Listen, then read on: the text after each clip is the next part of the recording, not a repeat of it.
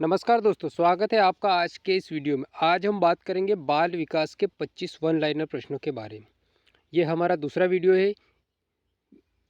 इसमें हम 25 most important प्रश्नों के बारे में बात करेंगे। चलते अपन सीधे प्रश्नों की तरफ। क्या है, किस प्रकार के प्रश्न, जो ये प्रश्न इस प्रकार के प्रश्न है जो आपके सीधे एग्जाम में पूछे जाने की ज़्यादा से ज़्यादा इनकी संभावना है।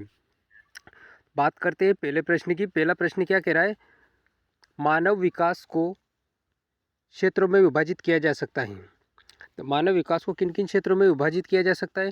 तो दोस्तों, मानव विकास को किसकी मनोवैज्ञानिक क्षेत्र में विभाजित किया जा सकता है, संज्ञानात्मक, संवेगात्मक और शारीरिक क्षेत्रों में विभाजित किया जा सकता है।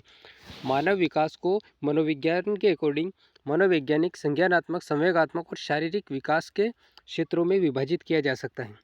चलते हैं दूसरे प्रश्न पर। दूसरा प्रश्न क्या है, जब बच्चे की दादी उसे उसकी माँ की गोद से ले लेती हैं तो बच्चा रोने लगता है। बच्चे के रोने का कारण क्या होता है?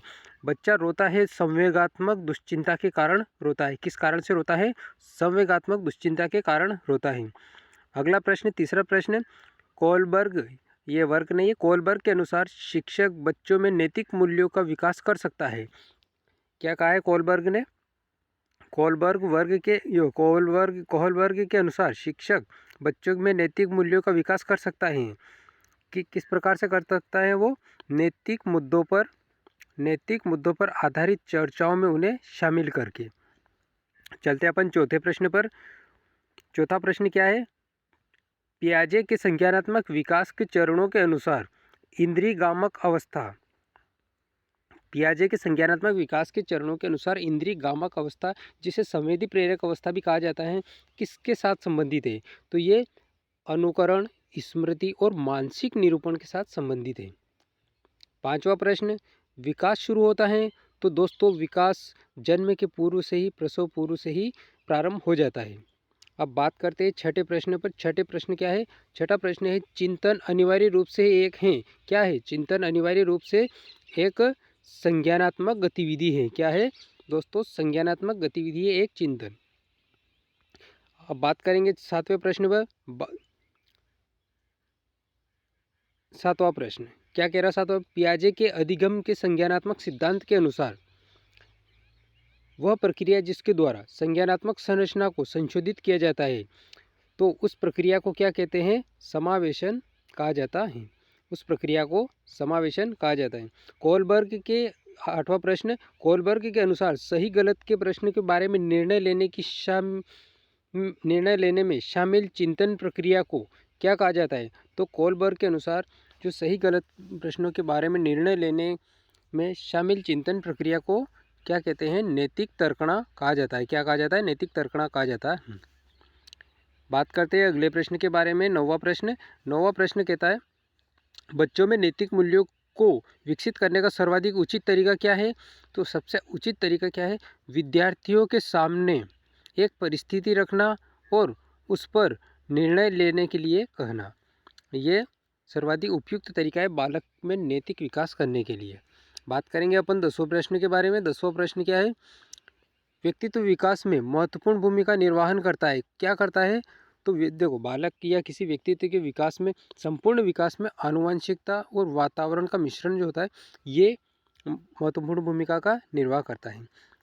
चलते बाल विकास का 11वां प्रश्न क्या है? 11वें प्रश्न के बारे में बात करते हैं। 11वां प्रश्न, संवेगात्मक विवेचन का अर्थ है।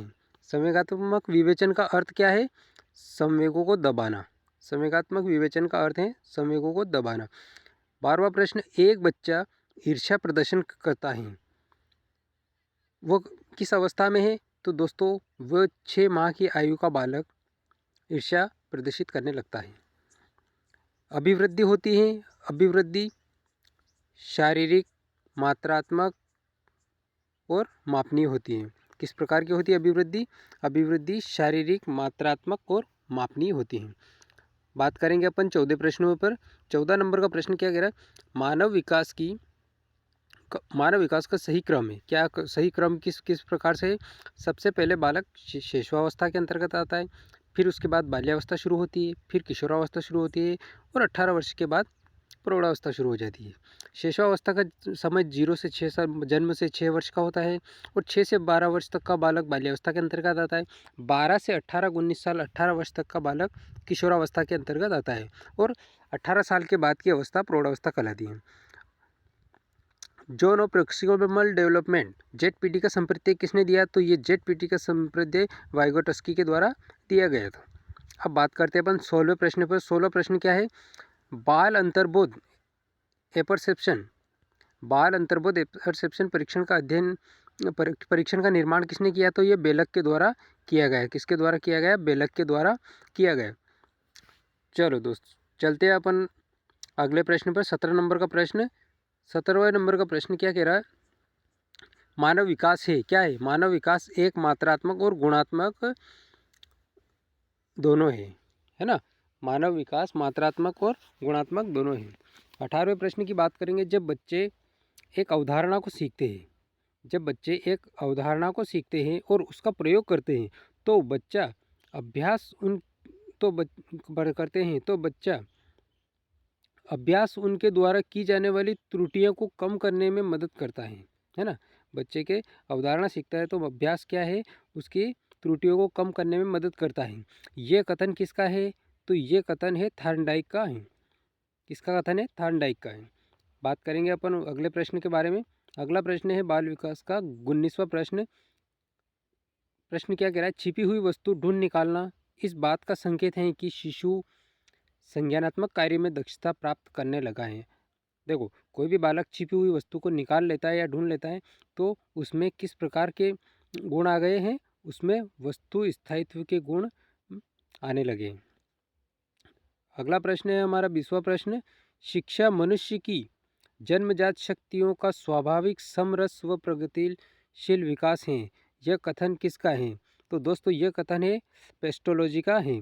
किसका कथन है? पेस्टोलॉजी। पेस्टोलॉजी ने क्या कहा है? शिक्षा मनुष्य की ये दोस्तों ये परिभाषा है जो अक्सर एग्जाम में आती रहती है। शिक्षा मनुष्य की जन्मजात शक्तियों का स्वाभाविक समरस व प्रगतिशील विकास है। यह कथन पेस्टोलॉजी का है। चलेंगे अपन 21 नंबर वाले प्रश्न के ऊपर। 21 वाला प्रश्न क्या कह रहा है? मानव अभिवृद्धि से तात्पर्य है। मानव अभिवृद्धि क्या है? मानव शरीर का आकार, भार व कार्यशक्ति में वृद्धि मानव अभिवृद्धि कहलाता है। क्या है? मानव शरीर का आकार, भार व कार्यशक्ति में वृद्धि अभिवृद्धि कहलाता है। बात करेंगे अपन 22वें नंबर वाले प्रश्न पे। तो 22वां प्रश्न क्या है? ये भी एक परिभाषा है। किसकी परिभाषा है? फ्रैंक के द्वारा दी गई। अभिवृद्धि से तात्पर्य कोशिकाओं में होने वाली अवृद्धि से है। क्या है? अभिवृद्धि से तात्पर्य है कोशिकाओं में होने वाली वृद्धि से है। यह कथन किसका है? तो यह कथन फ्रैंक का है। चलो बात करते हैं अपन अगले प्रश्न 23वें प्रश्न के बारे में। 23वां प्रश्न, ये भी परिभाषा है। किसकी? क्रो एंड क्रो की परिभाषा है। देखो, क्रो एंड क्रो ने क्या कहा है? क्रो एंड क्रो ने कहा है कि 20वीं शताब्दी का बालक 20वीं शताब्दी को बालक की शताब्दी कहा है। किसने कहा है? तो ये क्रो एंड क्रो के द्वारा कहा गया है। क्रो एंड क्रो ने कहा है कि 20वीं शताब्दी बालक की शताब्दी है। अगली परिभाषा शैशवावस्था सीखने का आदर्श काल है। यह कथन किसका है? तो दोस्तों ये कथन है वैलेंटाइन का। वैलेंटाइन ने कहा है कि शैशवावस्था सीखने का आदर्श काल है। बात करते हैं दोस्तों इस वीडियो का आखिरी प्रश्न, इसके बारे में बात करेंगे अपन। देखो, 25वां प्रश्न है शिशु में जन्म के समय पाए जाने वाला संवेग है। तो दोस्तों जन्म के समय किसी प्रकार का संवेग नहीं होता है, उसमें केवल वह उत्तेजना होती है। उत्तेजना के कारण ही वो बालक हिलता डुलता है और प्रतिक्रियाएं करता है। तो बालक के जन्म के समय क्या होता है? उसमें उत्तेजनाएं होती हैं। क्या होता है? उत्तेजना होती है। तो दोस्तों बाल विकास के 25 वन लाइनर प्रश्न आपको कैसे लगे? अच्छे लगे तो दोस्तों में ज़्यादा से ज़्यादा शेयर कीजिए जो भी तैयारी कर रहा है टीचिंग एग्ज़ाम की, और वीडियो को लाइक कीजिए। अगर चैनल पर आप नए हैं तो चैनल को सब्सक्राइब कर लीजिए। मिलते हैं अपन अगले वीडियो में। धन्यवाद।